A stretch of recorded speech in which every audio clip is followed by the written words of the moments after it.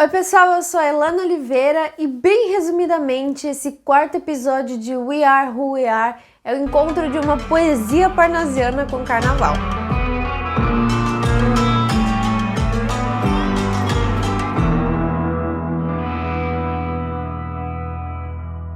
Quero deixar aqui bem claro que eu ainda tô digerindo esse episódio, não sei como que eu vou ficar sobre ele daqui a algum tempo, mas com certeza na próxima semana eu posso dizer mais alguma coisa sobre ele.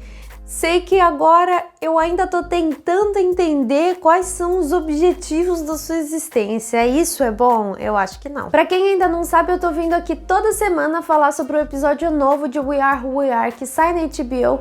Então hoje a gente vai pro quarto episódio. E quem ainda não viu os vídeos anteriores é só clicar no card. A gente tem a abertura desse episódio com o grupo inteiro jogando paintball.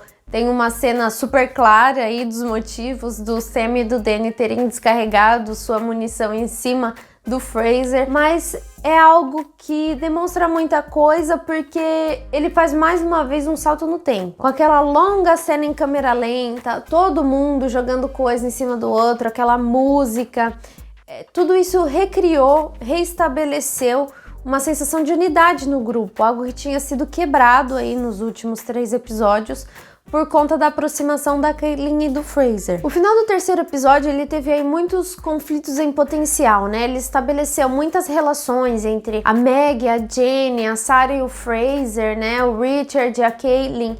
Então, quando eu vi essa cena inicial, vi a relação e todo esse restabelecimento aí dessa unidade, eu percebi uma coisa, que o tom desse episódio ia ser um tom muito mais de dissociação do que de outra coisa. É algo que mais uma vez pula algumas fases aí da história, né? A gente é forçado a imaginar o que aconteceu até então, algo que eu reclamei já no meu vídeo do terceiro episódio, mas aqui eu entendi que o propósito disso tudo era um episódio de escape, talvez. E o contexto aqui é muito importante, né? Porque o Craig, que era o cara que era o mais gente boa de todo o grupo, o cara que era o coraçãozão do grupo todo, era o cara que segurava as pontas aí quando tinha algum conflito, alguma perda de paciência, era ele que estava sempre lá tentando ajudar todo mundo.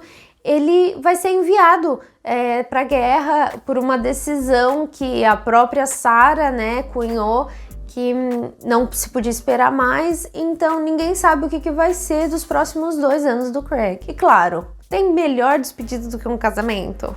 Tem, né? Óbvio, né? Eu fui irônica, né? Mas tudo bem. Ele e a sua namorada Valentina resolvem que vão se casar, e esse episódio vai seguir exatamente toda a comemoração do início ao fim, desde a resolução até o momento em que eles vão para os finalmente e todo mundo faz a festa e todo mundo aproveita. Então, a partir desse momento, a gente vai ter a comemoração de um casamento havaiano numa casa de um russo que muito provavelmente tá viajando e que foi invadida pelo grupo, né, adolescentes. A questão da direção vai ser muito importante nesse episódio, porque é onde se assentam as suas maiores qualidades, né? O que eu quero dizer com isso? Eu tô muito dividida em relação a se eu gostei desse episódio ou não, mas no final das contas eu acho que ele tem mais contras do que prós, e a direção aqui é obviamente um pró. Eu gosto muito do trabalho de direção do Guadagnino.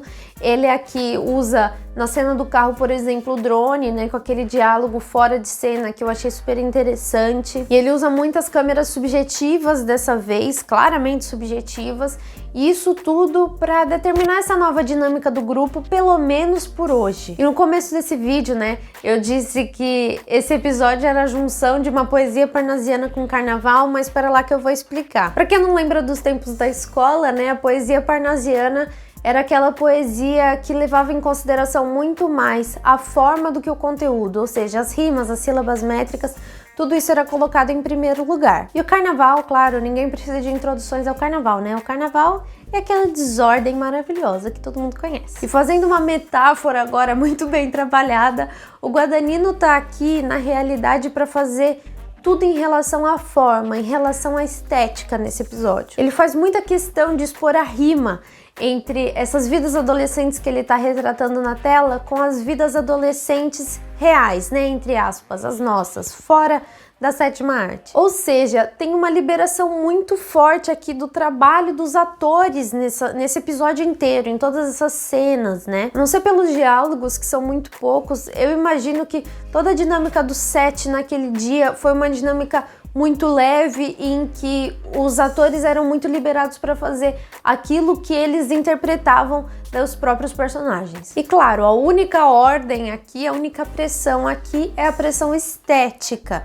Mas qual é a estética desse episódio? É um carnaval, é uma loucura, é uma desordem. Um grandíssimo exemplo disso é enquanto Danny faz sexo no sofá com todo mundo na sala, a Britney toca e canta Soldier of Love do Pearl Jam no piano. Algo que eu não vou deixar de dizer que foi muito interessante do ponto de vista da atuação da Francesca Scorsese. Mas aquilo não é sensual, aquilo é desorganizado, é perdido, falta objetivo pra mim. E falta objetivo porque não acrescenta nada na história. Narrativamente, esse episódio pra mim é um ponto muitíssimo fora da curva, que não tem ligação com mais nada. A história não conseguiu ir pra frente, os personagens não cresceram, então a gente tem 50 minutos que tiram a gente de um ponto da narrativa pro mesmo. E é claro, serviu como um episódio de despedida aí pro personagem do Craig, mas nos últimos 3 episódios, será que a gente viu construção suficiente para determinar um episódio de despedida só para ele? Aí tiveram dicas, né, nos diálogos, ele nunca mais vai voltar,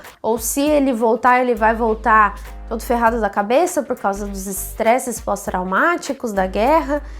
Mas será que a série vai acompanhar 2 anos daqui pra frente? Eu também acho difícil essa questão, então é muito mais provável que ele nunca mais apareça. Mas ao mesmo tempo a gente teve muito pouco do Fraser, muito pouco da Caitlyn.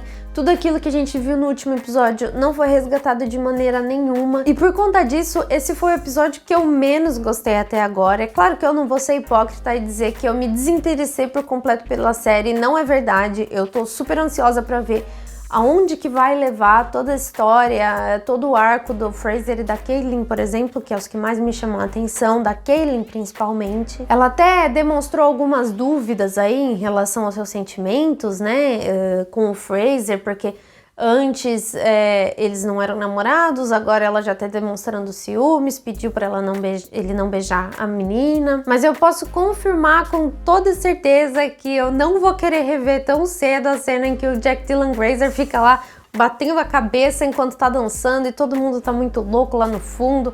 Aquilo realmente me tirou bastante da experiência de ter assistido e daquilo que eu tava vindo e construindo em relação à série nos últimos 3 episódios. Mais uma coisa que eu queria ressaltar, que uma inscrita inclusive trouxe no meu último episódio, aparentemente o Fraser tem 16 anos na série e todos os outros amigos dele regulam de idade, a não ser alguns mais velhos, como o irmão da Caitlyn, né, o Danny, e outros personagens ali que são claramente mais velhos, né? É estranho ver a representação de todas aquelas cenas de sexo, toda aquela exposição para personagens de 16 anos ou menos. Eu sei que os atores principais não têm, é por isso que aquilo foi permitido, mas eu digo mesmo em relação à representação disso, não sei como vocês se sentiram. Então escreve aqui embaixo o que vocês acharam, o que vocês acharam desse episódio num todo. Pra mim ele foi uma bagunça, eu realmente não gostei dele, mas claro que a opinião de vocês pode ser diferente e eu tô aqui ansiosa pra ler. Então é isso, pessoal, se você gostou desse vídeo, deixa o like aqui embaixo, não esquece de se inscrever no canal, passa também no comentário fixado, nosso podcast tá lá, todas as nossas redes sociais. E semana que vem eu tô de volta para mais uma review de We Are Who We Are. É isso, beijo e corta!